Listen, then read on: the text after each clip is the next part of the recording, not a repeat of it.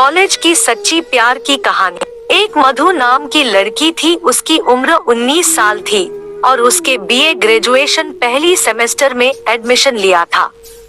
मधुर एक बहुत ही ज्यादा सुंदर और सुशील लड़की थी। मधु बिना फालतू में किसी से कोई भी बातचीत नहीं किया करती थी, लेकिन बहुत सारे लड़के उसकी शराफत बहुत ज्यादा फायदा उठाते थे और उसे कॉलेज में बहुत ज्यादा परेशान किया करता था। एक दिन की बात है, मधु कॉलेज के गेट से कॉलेज अंदर जा ही रहे थे कि रास्ते में उसकी सीनियर लोग मिल जाते हैं।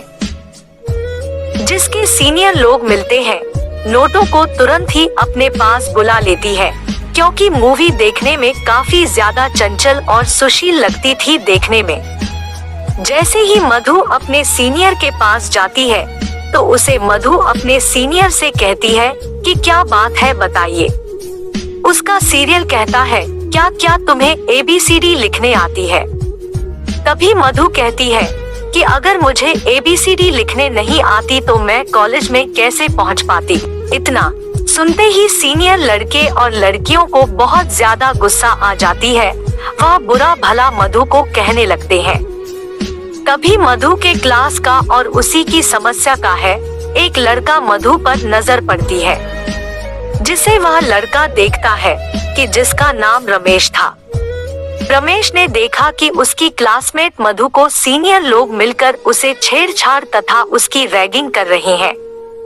यह देखकर रमेश को रहा नहीं है, वह सीनियर के पास जाता है और कहता है कि यह जो आप लोग कर रहे हैं वह बहुत गलत बात है। किसी भी लड़की को इस तरह परेशान करना बिल्कुल भी अच्छी बात नहीं है। उसके बाद सीनियर लड़के तथा रमेश में काफी ज्यादा जमा हो जाता है और आखिरकार रमेश मधु को अपने साथ लेकर कॉलेज में अंदर जाना जाता है कि आज करने के लिए। जैसे ही मौजूदा था, रमेश क्लास करके बाहर निकलते हैं।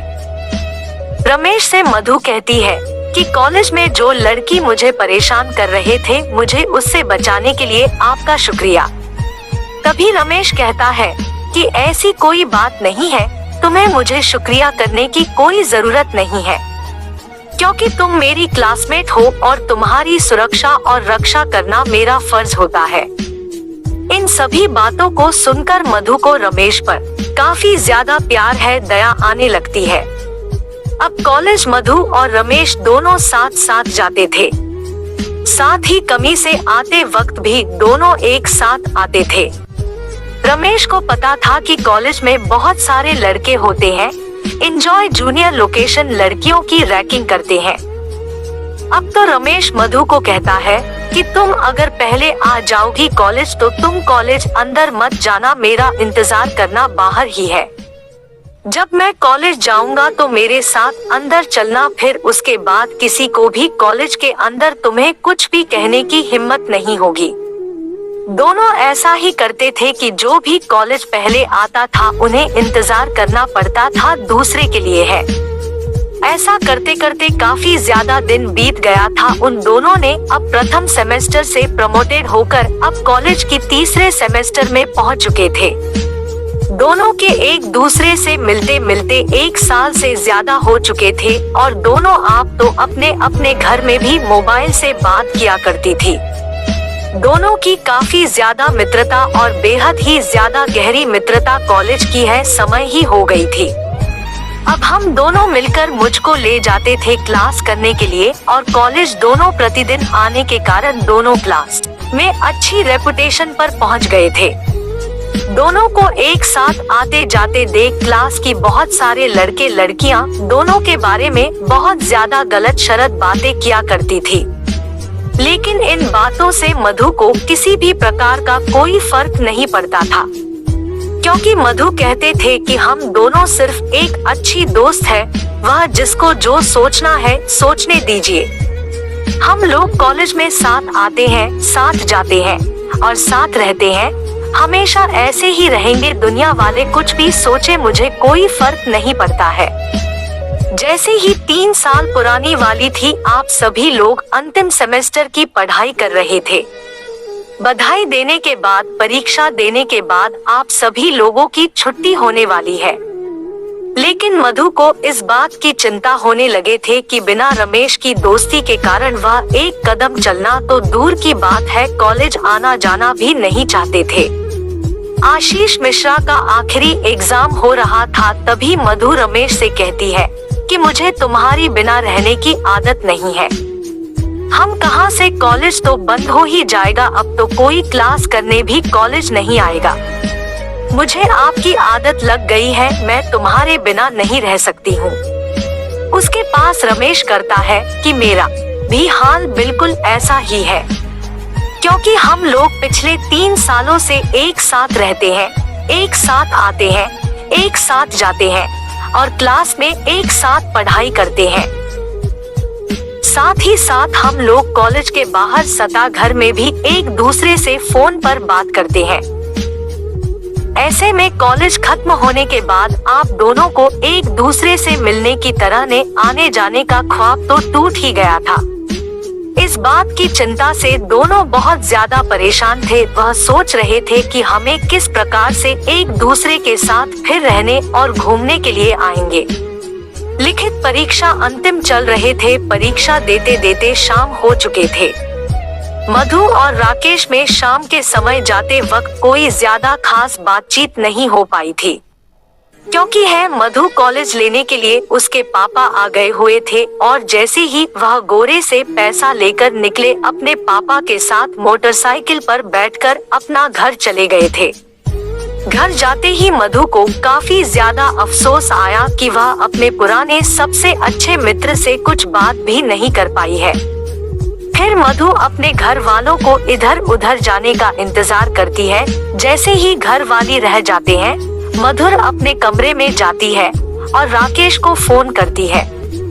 जैसे ही फोन करती है, एक ही रिंग में राकेश फोन उठा लेता है और कहता है कि मुझे पता था तुम फोन जरूर करोगी।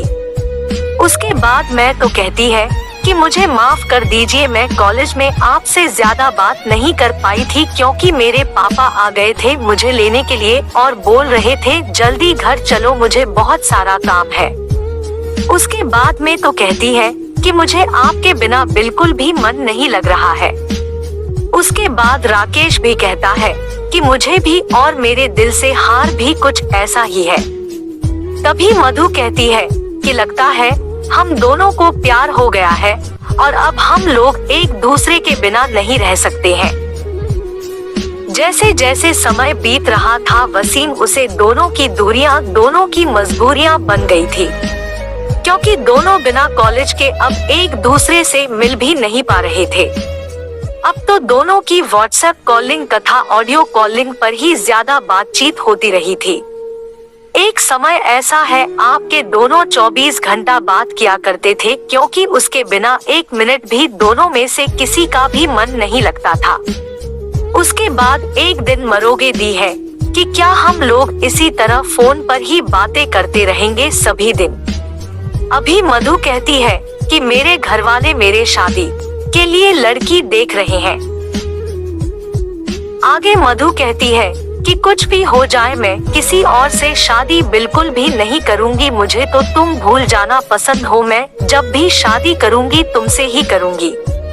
एक दिन मधु के माता पिता मधु को अपने पास बुलाती है और कहती है कि देखो बेटा, मैंने तुम्हारे लिए एक लड़का पसंद किया है।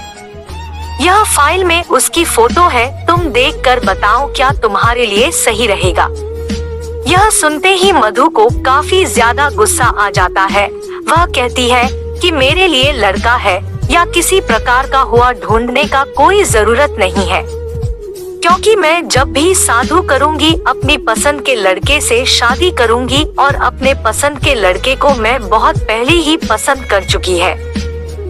मैं उसके बिना 1 मिनट क्या 1 सेकंड भी नहीं रख सकती हूँ। ऐसे में किसी और से शादी करने के बारे में सोच भी नहीं सकती। फिर मुझे भी माता पिता मरो से रमेश की पूरी जानकारी लेते हैं और फिर उसका घर खानदान दाता रमेश को देखने के लिए उसके घर जाते हैं। दोनों परिवारों में काफी देर तक बातचीत होती है और अंत में दोनों को का प्यार जीत जाता है। यह दोनों के घर वाले दोनों की शादी के लिए राजी हो जाते हैं।